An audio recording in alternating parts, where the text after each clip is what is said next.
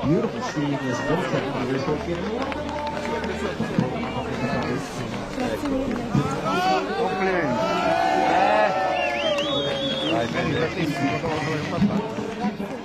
È questa l'immagine di una giornata indimenticabile, aggettivo usato più volte dallo stesso Presidente della Repubblica Sergio Mattarella, che a Cortina ha portato alle atlete impegnate nel Super G il supporto di un intero paese. L'abbraccio con Federica Brignone è liberatorio. Quanto sofferta è stata la reazione del Presidente alla caduta dell'altra grande azzurra, Sofia Goggia. Con lui c'è anche la Presidente del Comitato Olimpico Internazionale, Kirsty Coventry.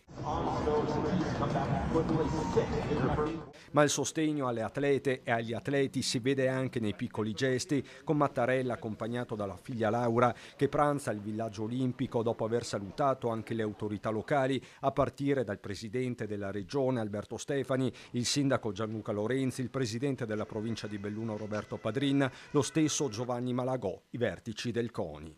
Siete ben arrivato. Grazie a lei. Ma l'accoglienza non è solo istituzionale. Nel pomeriggio davanti a Casa Italia, a meta finale del viaggio a Ampezzano, partono gli applausi da ogni angolo della strada.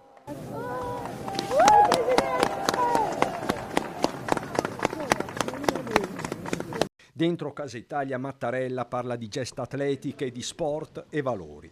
Complimenti a tutti gli altri atleti e le altre atlete che stanno realizzando in questo momento non soltanto una presenza italiana nei giochi, ma il segno dell'amicizia con tutti gli altri atleti e le altre atlete di ogni altro paese.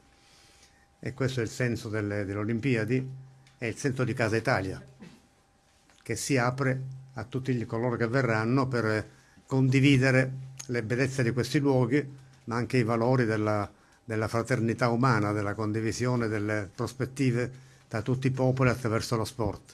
E nella giornata d'oro di Cortina in Corso Italia c'è anche il vescovo di Belluno Feltre per una riflessione che non è soltanto di fede.